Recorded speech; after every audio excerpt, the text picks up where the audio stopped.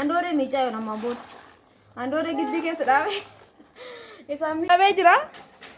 Hordoftoota ilaala manni kiyya waan fakkaatu wadhan ilaala. Abeet uffata kana mul'ee nu wata dhukkoo edaa. Inni kun olaala inni kun asitti jammarre tokko inni asiin jidduu natti seenan osoo miicuuf ka'u inni kiyya miicadha jedhee itti seene kun achi jira viidiyoo dheessu. Viidiyoo dheessu wayi gabbaata wayi uffata kanas keessa olchita.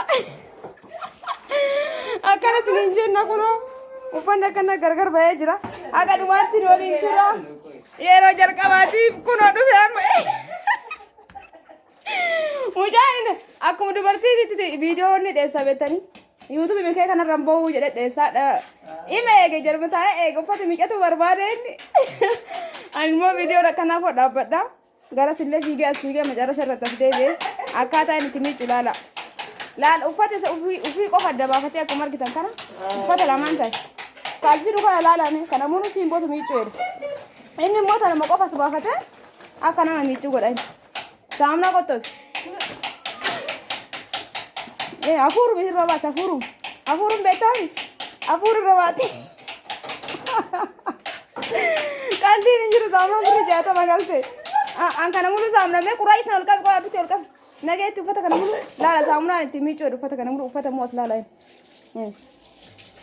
kana fusu afuru rabas ya kuno awa bisham shana si jedu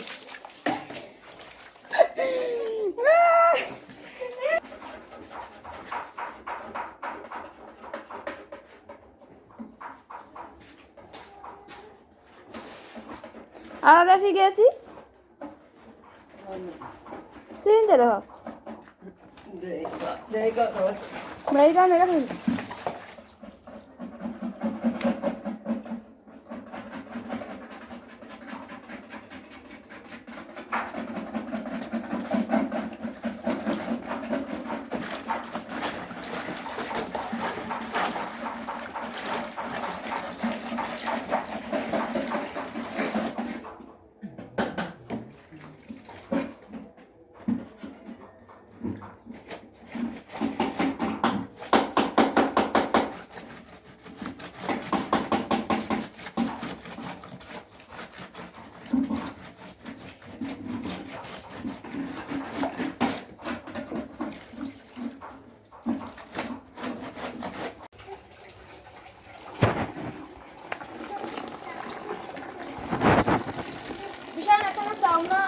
Kita tunggu aja di sana dentistnya. Amma tana daqiiqa kana keessatti uffata kana mulu baay'een uffata saamuna takkaan fiduu qabna yaada fida deef.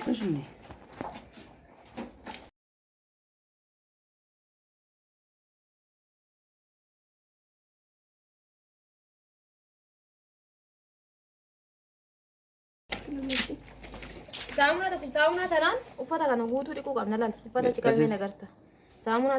Saamunaan tun yeroo amma kana qarshii 60 isin yaagalu iskaayi biri 65 iyyuu ndoomoo barbaadde. Isii tanaan kana muluu miicinaa hafuuruma irra baasnee amma machuma kana miicuu qabna uffata mara kanatti jechuudha. Kanatti sirriitti miicuu qabdanii saamunaa miti kabaasu uffata rigatu baasa kana sukkuuma qoshashaa onna isaa. Saamuna waan odadeef hafuuruma irra baasa ishii. Andoore miicaa yoo namaan booda. Andoore gibbii keessa dhaabe. Isaan miicaalee asirra sukkuumatu baasa uffata.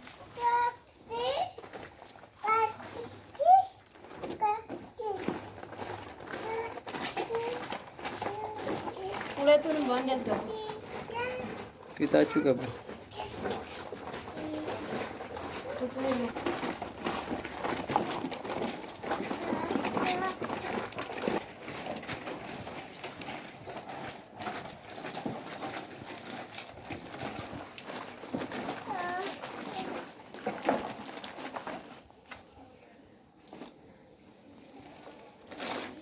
Jadi murah bulu ke segala macam. Harga dah tu jadi tu malu lah. Rasa sih kan cupin angkat ke sekai tu. Harga dah.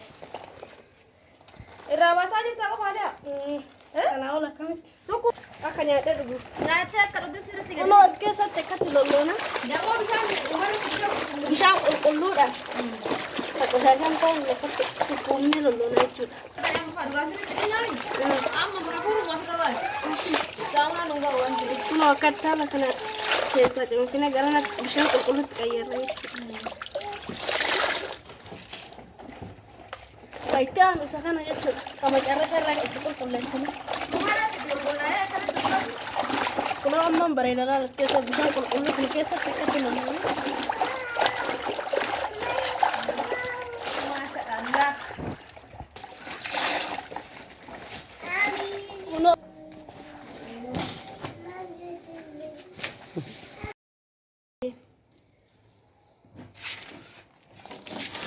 Egaa kun bishaan ho'aadha. Saamunaan keessa jira jechuudha. Akkuma argitan kana maaliif saamunaa qusachuu jecha bishaan ho'aan akkana saamunaa gurraacha as keessa keennee bishaan ho'isuudhaan itti fayyadamna jechuudha. Mala qusannaati. Maaliif ho'aa waan ta'eef qoshashaa gadi irraa baasa xurii irraa baasuuf gahee guddaa qaba. Eegas booda as keessatti itti deebisni jechuudha. Kan kanatti uffata yoo miiqitanii bishaan ho'isa. Bishaan ho'istanii bakka saamunaa itti deebistan kanatti itti naquudhaan akkanatti hojjetan hedduu bareedaadha. Akkuma argitan kana yoo bishaan ho'istanii asitti gisee saamunaa lammaffaa irratti jechuudha. Uumachi sirriitti baasa. Irraa gadootti sukkumtan irraa ba'a jechuudha. Qofa xurii irratti akkanaaf miti saamunaa liqistuu keessatti gahee guddaa qaba. Akkanas niin jennaan uffannaa haala kanaan miiccinee har'a akkuma isinitti mul'atu kana waan saamunaa dhiisaan dubbatina. Kunoo kana fakkaata. Egaa